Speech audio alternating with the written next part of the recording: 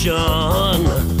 I can't get no call to action, but I try, and I try, and I try, and I try. Hello and welcome to Call to Action, the go-to podcast for anyone trying to make sense of the world of marketing, advertising and beyond.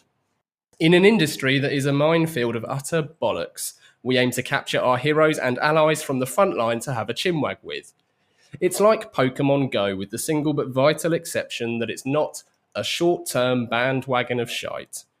It's brought to you by Gasp and I'm Giles Edwards, co-founder and MD. Today, I've caught Kerry O'Connor. Co-founder at Tonic, Kerry has many specialities, including marketing strategy, PR, and belting out power ballads to huge crowds for charitable causes. A fitness fan with a London Marathon under her belt, she's mostly worked agency side for the likes of Ogilvy, Imagination, and Dragon Rouge, yet also has her client side chops from a stint with what is now Virgin Media. Kerry says too many businesses are pushing out bland communications. We see the same mistakes being made over and over again. The biggest of which is creating content that is meaningful to you, but not to the client. So get your heads market orientated, people. Welcome to the show, Kerry. Thank you very much, Giles. I'm looking forward to chatting. Good stuff, me too. Right, 7 quickfire questions then, Kerry. Mac or PC? Always a Mac. Beer or wine? Oh, tricky one. Wine. Client side or agency side? Agency side. New biz or customer retention? Oh, okay. Can I say both? Or do I have to choose one? Go on. It's both. It's unfair to trip you up there. Disco or rave? Oh, 80s disco. Generosity or achievement? That's a tricky one as well because they're both my values. I would say, generosity. And lastly, public speaking or public singing? Right, okay. Based on my last performance, public speaking. We can talk more about that later. Yeah, I hope so. So Kerry, how did it all start? So what was your first job ever? And then what was your first advertising job? Okay, so probably like most people, I was out working kind of as soon as I could to earn some money. And, me and my sisters, were very much brought up in a household of having a good work ethic and we're learning, the value of money kind of very early on. So, sales assistants, I worked at CNA, I worked at Wallace, I was a chambermaid. I even worked in a packing factory. So lots of those jobs, from 16 onwards and kind of throughout university just to earn cash. But the first proper job was actually at Ogilvy. But I didn't quite get into Ogilvy through the right channels. I went in as a temp. And in those days, it was actually against company policy to take temps on into full-time roles. Again, they didn't promote PAs and secretaries either. But I was lucky enough to have a stint covering for the PA of the guy who ran the Ford of Europe account. And he saw something in me and managed to get me a job in client service kind of through the back door, put it that way.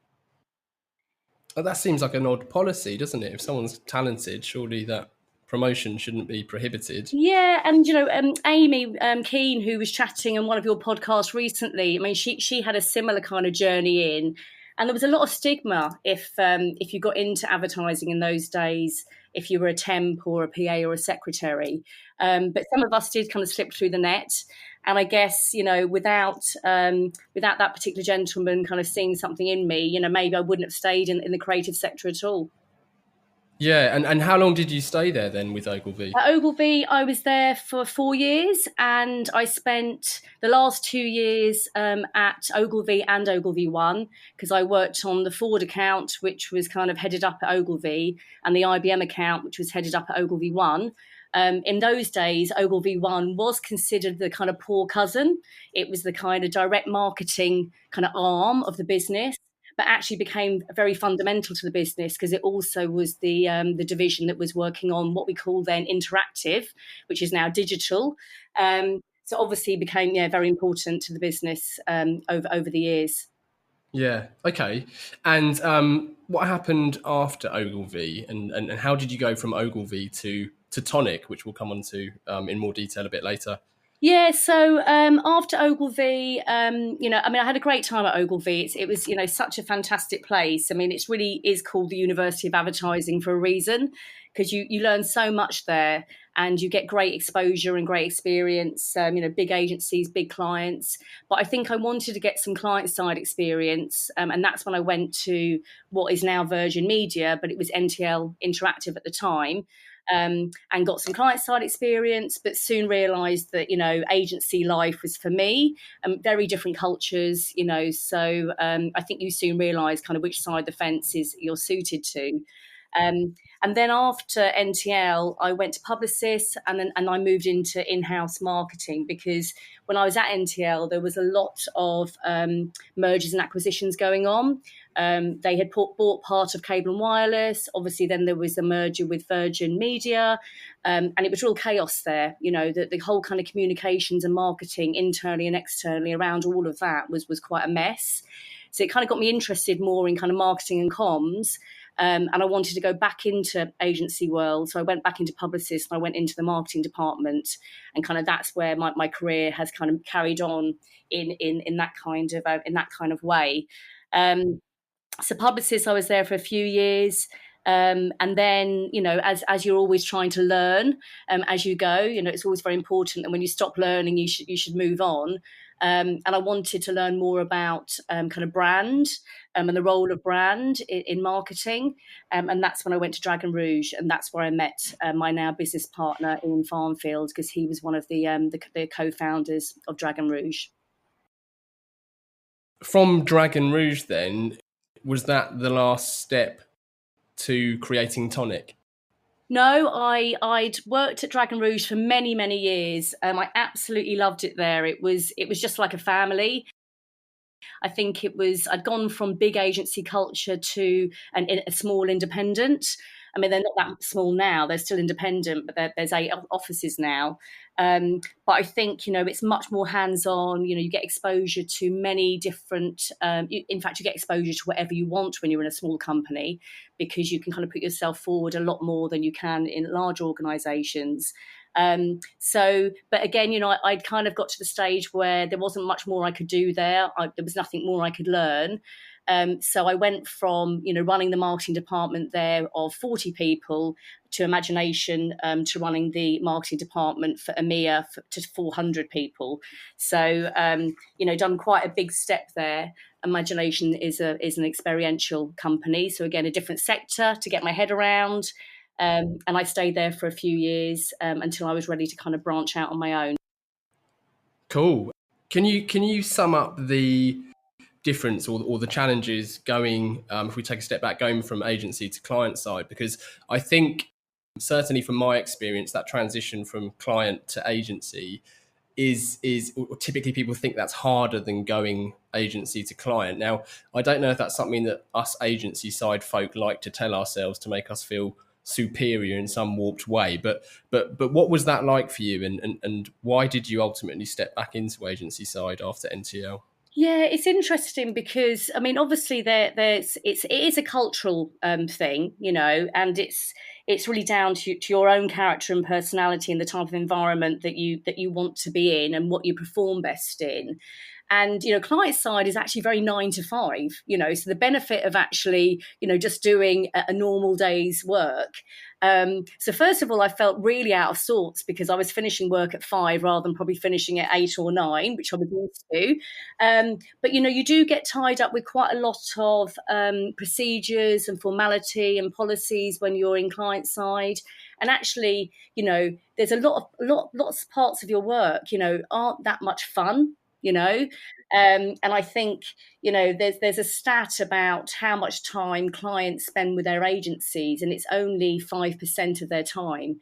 So the other 95% of their time is doing sometimes quite mundane work. So, you soon realise if you are creative minded that you're probably more suited to agency. So yeah, I missed the long hours that I was doing in agency world. Yeah, well, funny enough, that stat, that 5% of their time being with agency in that relationship is a stat that we referenced on a previous show with Paul Mellor, who runs Mellor and Smith, which is a fantastic independent agency in London. And his point, and it's a point that I like to remind myself and colleagues here, is that small percent of time that we get to spend with our clients is likely to be the client's most creative and in some instances most kind of fun that they have in their general day. But it's easy if you are if you only have experience agency side to assume that all businesses are like agencies, but actually we're quite a different type of business. Absolutely, and we do work differently and we think differently to other industries. So yeah, it is interesting that when you go client side, there are benefits obviously, but I think it's down to the individual at the end of the day. Yeah, so now actually you've kind of, I'd be interested to know whether you consider yourself to be an agency, because actually you now at Tonic, which you founded with Ian, you now help this different breed of company. You exist to assist agencies.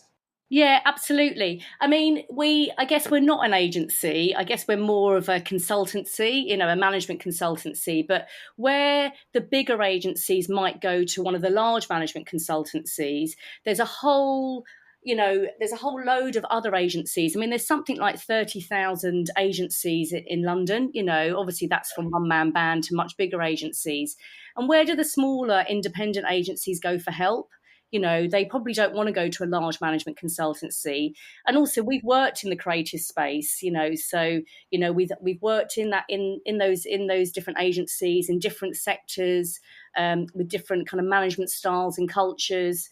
And that's why I think, we bring something different to a kind of a normal management consultancy, because we've been there and we've done it, and we understand why we are, very special and very different. Yeah, and presumably, as you say, if you take a look under the management consultancy attire or uniform that you wear, you're still very much that different breed of creative. Yeah, absolutely. And I think also with management consultancies, they're very good at pointing out what's wrong, but they don't necessarily help you, with those practical solutions. And what we do is that we will work with the agency and be part of the team, put a team in. So, we'll do anything from, strategy right through to implementation, or just kind of hands-on help, advice, whatever's needed, and I think that kind of makes a difference, because we'll travel on the journey with them. We won't just kind of point out what's wrong, but we'll really help them to make those changes in order to grow and perform better and to be more efficient. I'm interested in what that looks like and what the kind of your biggest priorities tend to be when you partner with agencies, because I'm fairly familiar with Tonic. I'm obviously, you and I know each other, and I've been fortunate enough to talk to Ian recently. If there are any agencies out there with challenges, what typically do you see as your, I don't like the term bread and butter, but where do you tend to focus your time and attention when you start working with agencies? Do you know what? It's a real mixed bag, because obviously every agency is on a different journey.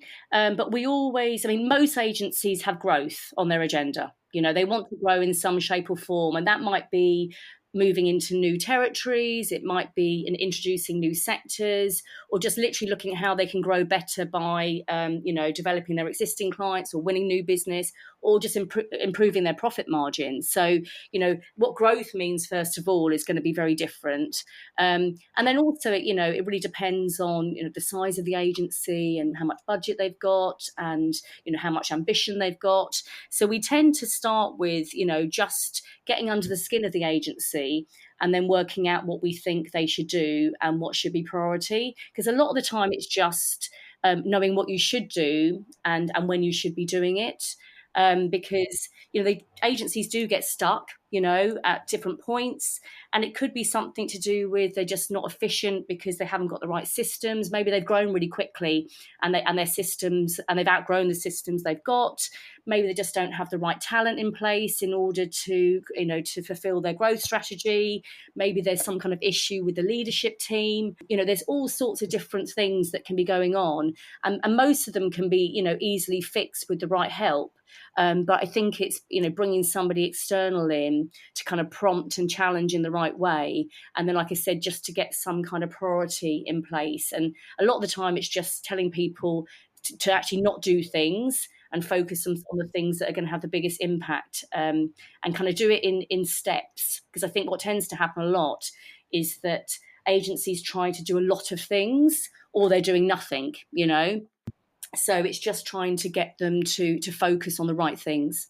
Yeah, and I think, and speaking from experience, obviously, I think it equally can be something that's just neglected, and maybe things happen in fits and starts because you realise something's been neglected, and then all of a sudden you have some resource free to chuck at business development or whichever part of the whichever method of growth, however you want to kind of articulate that.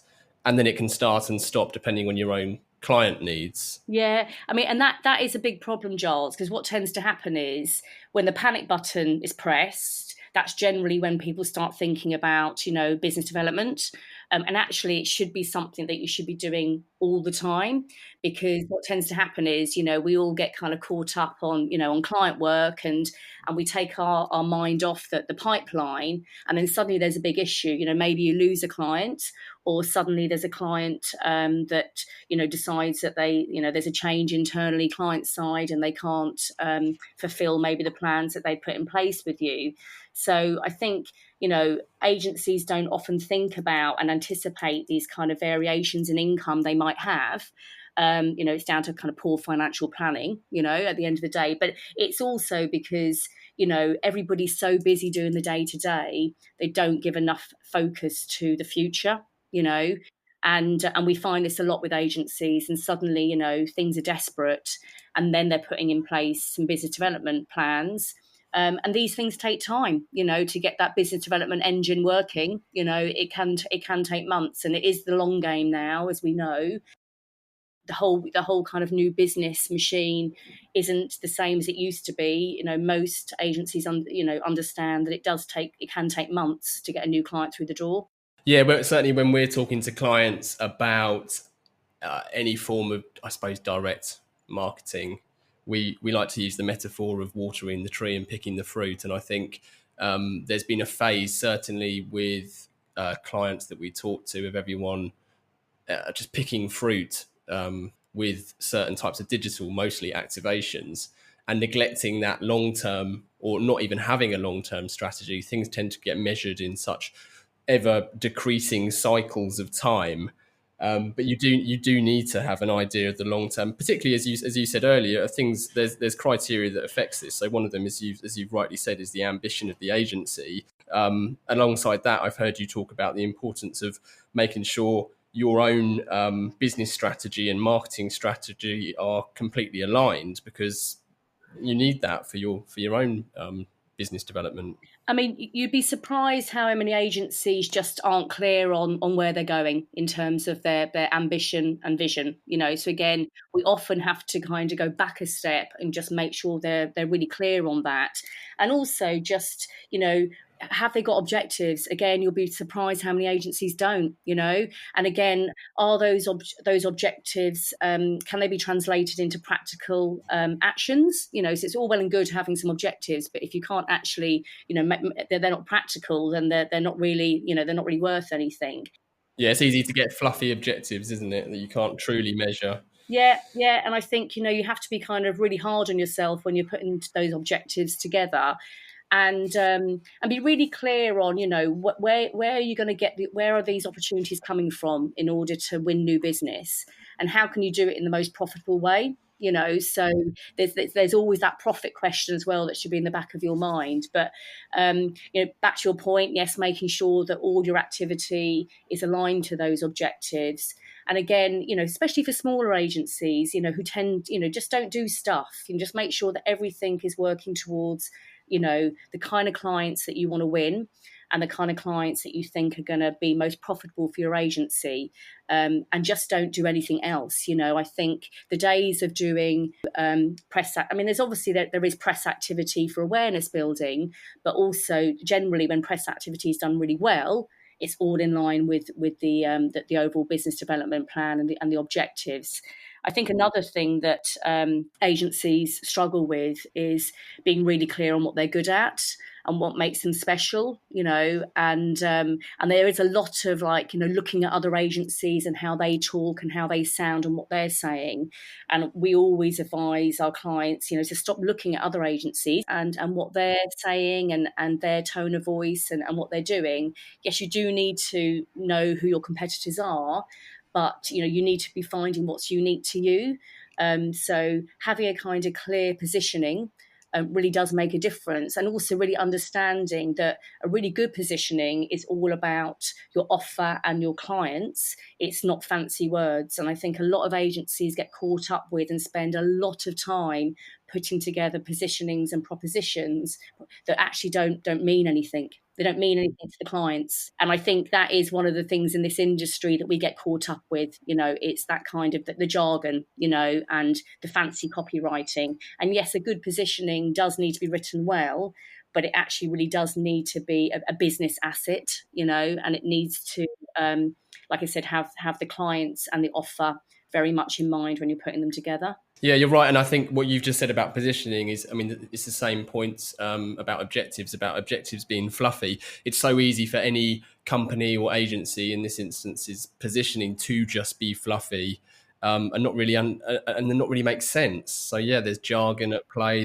There's looking and sounding like everybody else, as if that's a positive. But to echo your point, from my perspective, the only reason agencies, or one of the biggest reasons, certainly, that agencies should be looking at other agencies is just to see how they can make themselves stand out and be distinct and, different if you can be. Yeah, absolutely. So it's definitely part of the process, and also, you, like you said, you want to, know who you're up against and be clear on their offer. But it is really to make sure that, that you have that standout and that cut through. And how can you do that? And often, it gets very subjective when you're doing that. And I've been in agencies where we've tried to, reposition ourselves, and it's always a really painful task. And sometimes having, outside perspectives can really articulate what is going on, and finding out what it is that makes you special, because every agency has something that is unique to them and makes them special.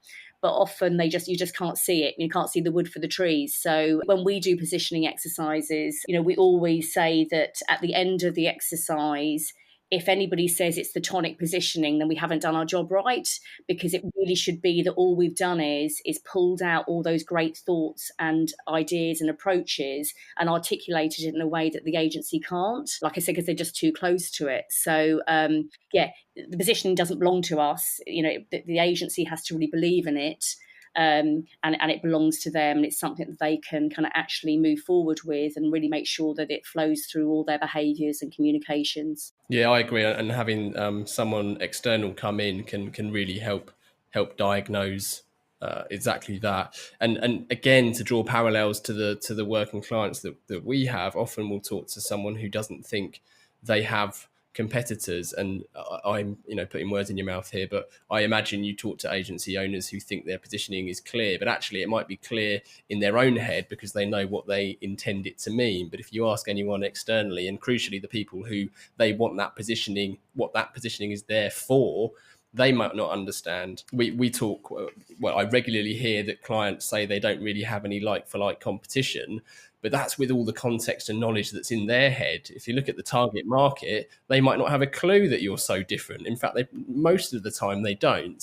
So if that isn't clear in your communications, and there isn't something in your positioning that allows that thought that you are different to creep in, then you're really fighting a real battle. There's so much friction there. Yeah, absolutely. And I think again, It is a business development tool. It's a business asset. So there needs to be that understanding, the relationship between positioning and business development. And like you said, I mean, at the end of the day, a good positioning is all about making you more attractive to clients, making clients want to engage with you, find out more about you. It's a way just to get your foot in the door. Obviously then there's a lot of hard work to be done after that, but you need to be in the running in the first place. And having something distinctive and special could just get you across the line in those early stages when you're just trying to engage with clients initially. Yeah, I'd also add to that, and correct me if you disagree, but that it's also about letting people know that you aren't a good fit that you're not a good fit for them. Oh yeah, absolutely. It's appealing to the right people, isn't it? Yeah, and I think not every client is suited to every agency, and vice versa. And I think what tends to happen, when desperation kicks in, agencies are chasing every type of work.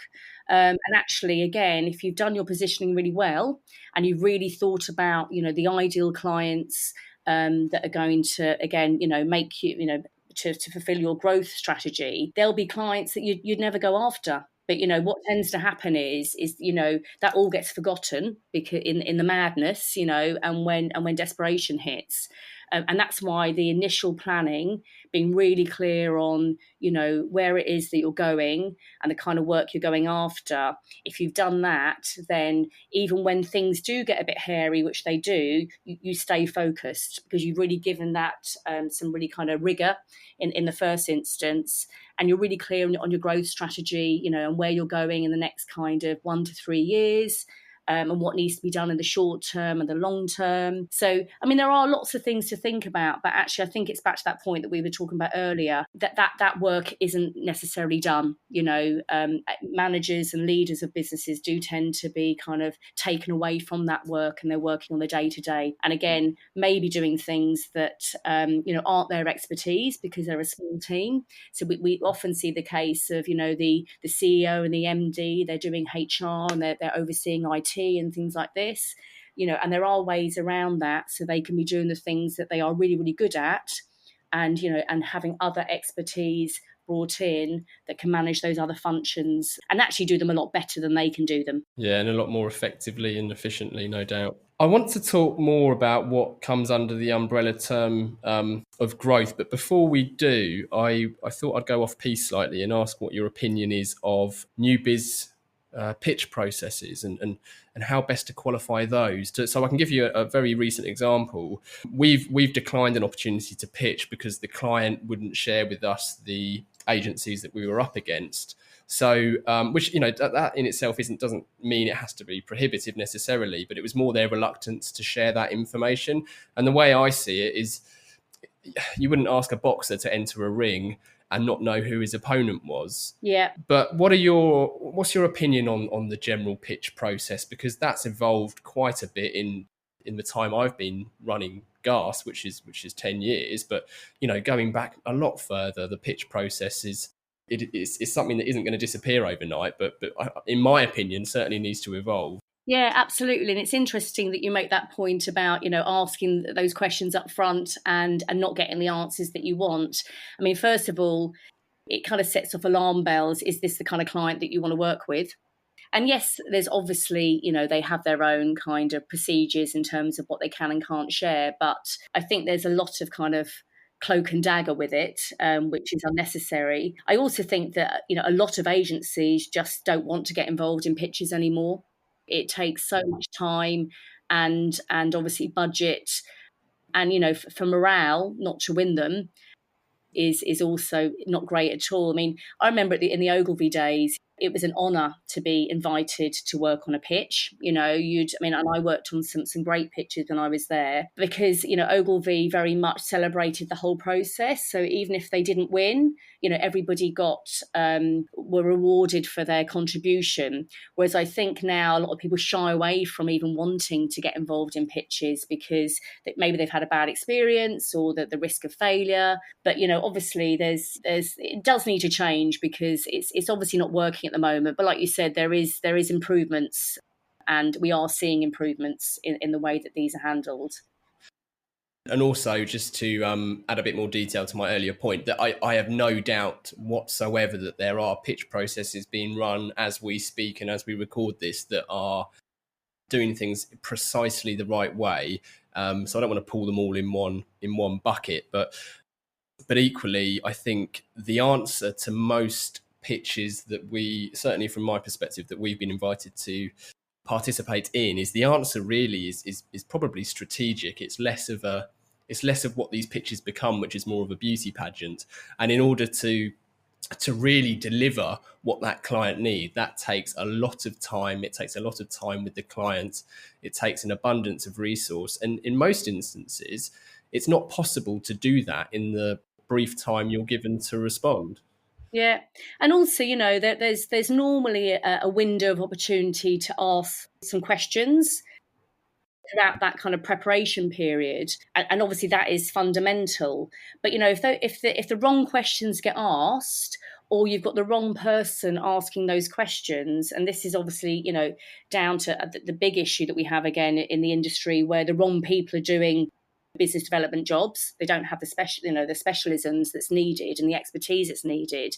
You can walk into a pitch and be completely off brief, and a lot of agencies have seen that, and that's agencies of all shapes and sizes, and established ones versus new ones, and it does happen because those wrong questions are asked in that one window that you've got. But again, that is down to not having the right expertise in house. And I think what tends to happen a lot with business development and marketing roles is that it tends to be either somebody tagging it on to another part of their job, or maybe somebody, a very bright intern, has been kind of pulled in to do business development. And also, there's different types of business development roles. There's the guys that are really good at prospecting, and getting on the phone. And then there's the more strategic guys, very good at putting together pitches and proposals, etc. And I think what tends to happen with agencies, they try to find one person that can do all of this and throw a bit of marketing and PR in as well. And then wonder why it doesn't work. So I'm a real believer in pitches, again, and in fact, any type of new business, that the leaders need to be involved. I think that the companies, the agencies that have the best kind of success rate tend to have a leader where it's very much part of the culture, and they've probably done a lot of business development throughout their career, and they're leading from the top and making it really part of the fabric of the business.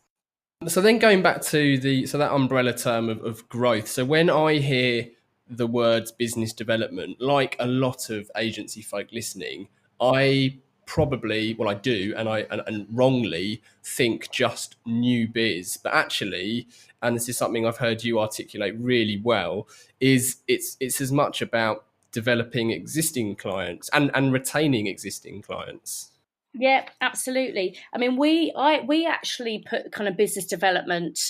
I mean, there's so many aspects of it. Absolutely, it's developing your existing clients, because the most successful agencies get 70 to 80% of their income from existing clients, which means that it takes massive pressure off trying to get new business in the door. So there's the developing the existing clients, it's going after new business, but it's also that whole kind of profile area, and making sure that you've got the continual visibility, so that whilst you're prospecting and you're developing your clients, you have got good visibility as well. It's also looking at what different partnerships you should be thinking about, for those warm opportunities. There's lots of different aspects to it, but I think you're absolutely right. I mean, what tends to happen is people consider business development as new business rather than, developing their existing clients. And so how would you recommend agencies engage with existing clients successfully? Is it just a case of staying in touch and just talking more is probably, I mean, it's something that I think it's fair to say we don't do enough of here. Yeah, I mean, I think it's first of all, deciding, which clients you want to develop, because you might be working with a whole range of different clients, ones you've had for a long time, ones that you're making quite a lot of money out of, and then you've got your favourite clients. So there's a whole mix of clients. But I think first of all, you need to decide which ones have got the best potential, really. And then go back to your business objectives again. So you need to make sure you've got the business objectives and say, are these clients got the best potential in order for you to meet those business objectives? So you might end up developing some clients that are quite small, but you can see that they're going places. And it might not be, the largest client. It might not be the one you've had the longest, but you do need to do a little bit of analysis on that. And then it's a case of just, keeping in touch with them, keeping front of mind, making sure that you're really visible within the organisation. So put yourself forward to speak at, internal forums. I mean, clients are always looking for people to present at breakfast briefings and, lunch and learns and all those kind of things. They've always got internal newsletters. So if you're writing great opinion content, put it forward to be published on their intranet or in their internal newsletters. Again, what you're trying to do is make sure that you know as many people in that organisation so that the client development becomes a lot easier. And and we always say, just be nosy, ask questions, find out who is working on what. And also consider doing some client listening studies, because often what tends to happen is a client moves on and the agency is completely gobsmacked by that, presuming that the relationship was brilliant. Whereas actually there'd been some things going wrong, and then the client moves to the business. So if you do the client listening studies, and obviously if you do those and there's some really kind of key actions that come out of it, you do need to make sure that you fulfill those actions. But it's a really good way to get a third party to do that. It makes the client feel really valuable, and you just find out how they feel about you and the people that are working on the business and your processes and the structures, etc., and the quality of work. And then you can improve and obviously feed back to the client and make any changes that they've recommended. And sometimes, again, they're very small changes, but some of those changes could mean that, whether or not they keep the business with you or not. That sounds like a really good idea. So for anyone, anyone who's listening, I mean, you gave a good overview there, but for anyone listening who isn't entirely sure what a client listening study is, and I'll throw my name in the ring there as well, can you explain exactly what that is and how that works? Yeah, so what tends to happen is you've already probably, decided that you've got maybe 5 key clients that you want to develop. And then what tends to happen is that, and it's always better to get somebody external to do this, because clients will be much more open with somebody who's a third party. So you tend to come up with a list of questions to ask the client, and you work with the agency on that. And obviously you need to get really under the skin of the client, because you need to, whoever's doing the listening study needs to know anything that might get thrown at them. So, any issues, the good, the bad, the ugly, you need to find out about all of that. And then it's usually either a face-to-face or a telephone interview, that could be up to an hour. And you just talk really openly about the relationship. And like I said, the quality of the work. So you're looking right through from strategy to production, to, depending what the agency does. The people that work on the account, just to get a feel for, what the client, thinks of the agency. And also the other thing which is really interesting is often clients have pigeonholed the agency into one type of business, and you might be doing a load of other things that you could be offering that client. So this is a really good opportunity to find out what plans the client has, in terms of the way they're innovating or any changes in the business or any challenges they've got. And then obviously you can put yourself forward as an agency that can help them with those. And generally when client listening studies are done really well, it actually generates new businesses off the back of it. So it can just be a pure 5 clients, 10 clients, telephone interviews, or face-to-face. For bigger agencies, there might be like an online survey as well, where you reach out to a much bigger group of people. But again, it would be just within those clients and probably certain roles. So it would be the clients that you work with, but it would also be those influencers that maybe aren't holding the budget, but do have an influence behind the scenes and maybe know of you, but you may not even met them, So it's been really clever who you speak to, because there's always people behind the scenes that have a kind of impact on what's happening with agencies. So again, you need to have done your homework on that. Yeah, and I think it all sounds brilliant. So thanks for explaining that. But also, it's quite difficult sometimes to really discover who makes decisions in certain organisations. I mean, we've seen it firsthand with clients of all shapes and sizes, and it's difficult to decide, say, just by job title, how someone's voice is received internally. But that, that's true of agencies. That's true here. Yeah, and I think that's why you just have to just be part of the fabric, and also just get them, get the clients to trust you. And I think, when you've built up that relationship and you've delivered really good work and they trust you, and you've gone above and beyond, you've made their life easier. Because at the end of the day, if you make a client's life easier, then, they're going to be on your side. And then you feel that you've got the license to ask them those questions and find out, who's doing what. And again, keep your eye on the media when there's changes, and just make sure that you're always on top of any moves that are happening internally in the business, and have somebody that you can ask those questions to. Can you tell us about Tonic Talks? I know that's something that you guys run. I attended one recently and it was fantastic. So can we just give that a little plug before we move on? Yeah, why not? Why not? So, I mean, again, the advice that we would give to our agency clients is think about the topics that you want to talk about that are meaningful to your clients. So back to the point earlier that in the introduction, not things that are inward looking that you think are interesting, but the things that are challenging your clients day to day. So we practice what we preach. And we have some key themes that we think are the kind of the things that are challenging agencies and leaders today. So Tonic Talks is our event platform where we share, our thoughts and our insight and our knowledge. So we've done lots of different talks around. The one that you came to was on client development, and we've done talks on how you can get an edge with business development. We've also done a talk which is around the creating value.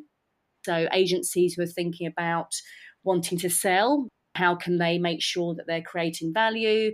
And the next one we're doing is all around profitability and how you can be a more profitable agency. And how can people find out when the next events are and get involved? Because I mean, I know you don't struggle for bums on seats, but at least let's try and force you to move to a bigger venue.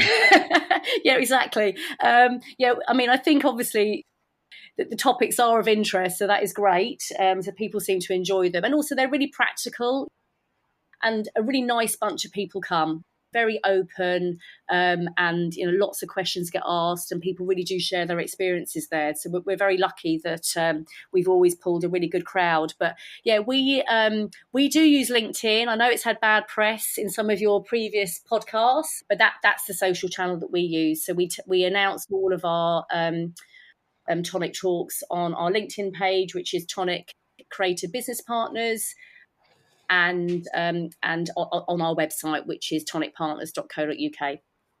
Perfect. Right, we've a couple of listener questions I want to put to you, but before we do, I don't want to avoid talking about your singing side hustle. Okay. So can you tell our listeners about that? Yeah, I mean, I've got to say, it was a moment of madness, I think. Back to the quick fire questions, beer or wine. It was definitely wine that night. That did have an influence. But there's a group of people that I know. Actually, it's a lady I worked with at Dragon Rouge. They have been doing events over the last 3 or 4 years for the Anthony Nolan Trust in memory of a friend of theirs. So they've been doing all these kind of weird and wonderful events. And then they decided to do one which was our take on Stars in Your Eyes. And it was called Stars Who Ate Too Many Pies. Obviously we're all a bit older. And it was basically at the Islington Assembly Hall's 900 capacity, which we filled. And we all did a lot of singing training to go up and kind of and sing publicly. And I was part of Queen, and we done Bohemian Rhapsody. So anybody who's a music lover will know that's a really complicated song. So we weren't, I've got to say, we weren't, flavour of the month with the band, because it is one of those songs that if you get it wrong, the band can't save you. It's very, very complicated. But anyway, we aimed high. And I've got to say it was a fantastic experience. I mean, we raised £35,000 for the charity. And, I met some kind of truly remarkable people. And like I said, they've been doing this for years. This is the first time I was involved. And it's interesting, really, because, I know singing now has been kind of officially confirmed as a therapy, for people that have depression. And, the year before I'd had a particularly tough year, and the singing was absolutely amazing. It really does help you get your mojo back. So on many levels, it was a fantastic experience. Amazing. Stars, you ate too many pies. Love it. Funny enough, I once served Matthew Kelly a pint in my brother's pub in Richmond, and I said, "Tonight, Matthew, that'll be £3.50." And he looked at me like I'd just insulted his mum. It was so awkward. I was so proud of that joke. Yeah, exactly. You're like, God, this is perfect. Yeah. I bet he's never heard this one. So asking the general public for their opinion, be it on Brexit or boat names, is notoriously fraught with danger, but that's not stopped us asking. So we've selected two as usual. Question one then, Kerry. Paul asks, what are the most common mistakes you see agencies make? Oh, God. Okay. Well, I've probably talked about a few of these already in terms of, no clear direction, focus, not understanding, why they're special, etc. But I think one of the biggest issues and mistakes they make is around pricing. I think a lot of agencies are too soft when it comes to dealing with those kind of commercial pricing negotiations with clients. Offer work too cheaply, maybe don't negotiate fair prices for the work. And at the end of the day, what we do really does have great value and we should be paid fairly for it. But I do think that a lot of agencies go in too low. And again, that is, I think, the rigorous thought in terms of, what they're offering and why they're special probably hasn't happened. So, there's a little bit of fear factor, and obviously once you negotiate low with a client, if it becomes a long-term client, it's quite hard to get those prices up to where they should be at the industry standard. The other thing is, and I mentioned this earlier, is kind of poor financial planning and not anticipating those variations in income which are going to happen, and making sure that you're planning accordingly, So I think that's also something that a mistake that agencies make. A big one is around people management and just maybe leaders and managers not inspiring their staff enough, delegating properly and developing staff. And as we know, demotivated staff do poor work and then they leave. So I think, people management and making sure that you really do, retain the right people, develop the right people, and attract the right people. And again, profile, doing great work and having a great profile really does help, attract the right kind of people. So yeah, I mean, obviously they're quite big issues, but I think they're all big mistakes that a lot of agencies make. Great answer. Question two comes from Claire, and Claire says, I'm starting my final year of studying marketing, communications and PR at Southampton University and am unsure on starting a career client side versus agency side. How should I choose? Right. Okay. Well, I guess, I think the first thing Claire needs to think about is, what's her overall ambition, her personal ambition? Does she have some kind of vision for the long term? And back to what we were talking about earlier, what's her character and personality like? Because there's different environments that people perform better in. And like I said, when I went client side, it was a bit too formal, too many procedures.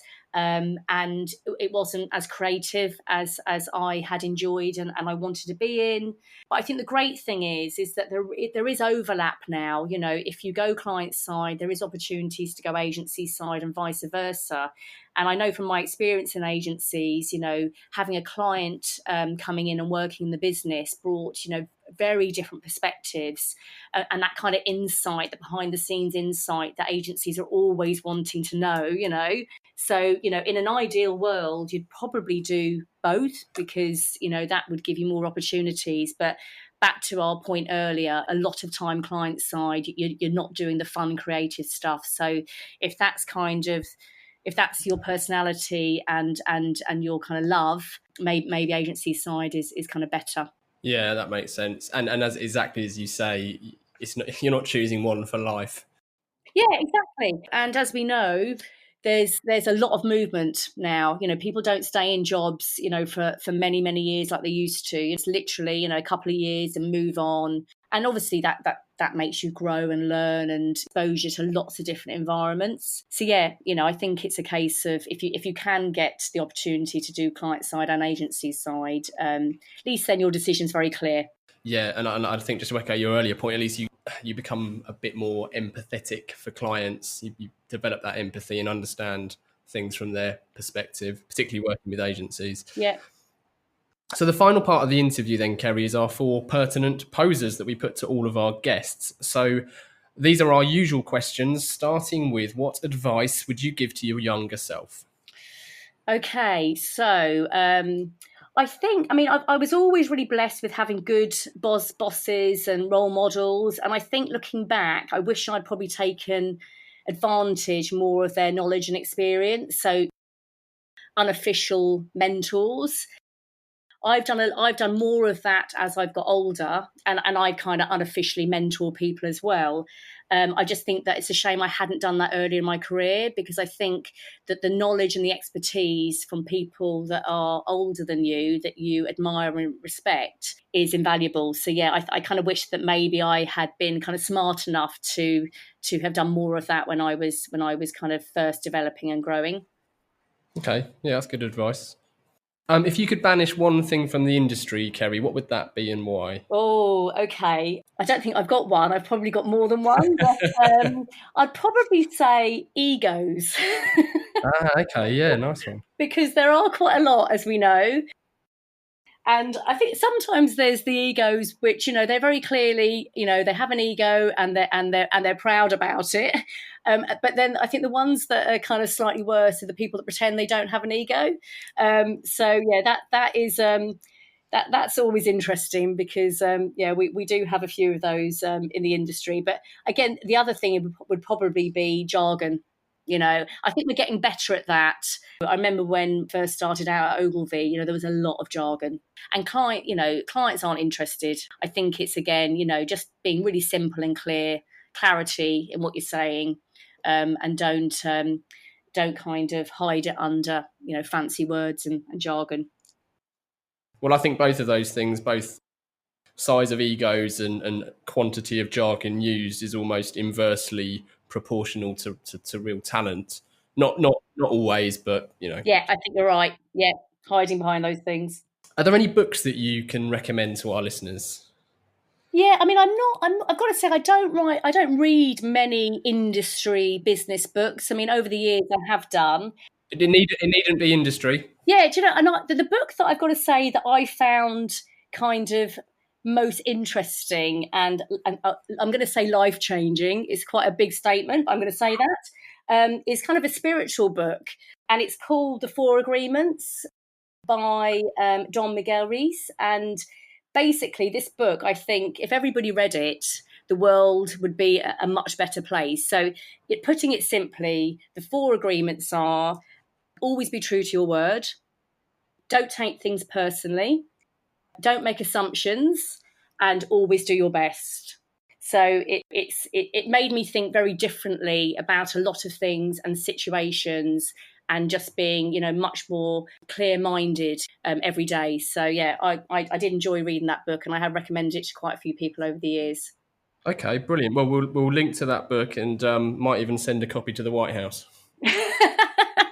Exactly, why not? Amazing. Okay, so lastly then, Kerry, we always like to dedicate each episode to someone, and we like to pass that honour to our guest. Okay, so I should probably dedicate this to the gentleman on the Ford of Europe account at Ogilvy, an American guy called Sean Neal, who obviously gave me my first break. So yeah, I think if Sean's listening, thank you very much for seeing something in me, and giving me that first step on the ladder in advertising. Amazing. Well, this episode is then very proudly dedicated to Sean Neal. So as a final call to action, everyone can head over to this episode online where we'll share links to everything discussed in the last hour, including the 4 agreements, Tonic's website, link to Tonic Talks, and everything else we've touched on. How else can our listeners get more Kerry O'Connor? Well, I think it's a case of, if they want to link in with me, I'm always open to meeting interesting people. I think you can never meet enough interesting people. So, yeah, Kerry O'Connor on LinkedIn. And it'd be great to get a few more people along to our events if they think that we can help them on their journey to growth. Yeah, just to reiterate my earlier point, I highly recommend attending Tonic Talks. I'm coming to the next one. I've been to one already. I'm going to start. We'll have your seat waiting for you. Not quite. You weren't quite up the front. You were kind of second row, just so I can keep my eye on you. But eyeballing. Not causing too much trouble in the second row. No. Well, I'll try to sit at the back and stay out of trouble this time. But thank you for joining us, Kerry. It's been a real pleasure to talk. No, thank you very much for inviting me. It's been my pleasure as well, and I'm looking forward to hearing more podcasts from you guys. They're most enjoyable. So again, if people are listening to this one for the first time, they should check out some of the others because they're all really good. Thank you very much. That's very kind. So thank you to everyone listening. So do continue to share and review. That particularly means a lot to us, and keep sending those questions in for us to pair with future guests. To do so, and just to get in touch, you can find Gasp online or just email the show at hello@calltoaction.co.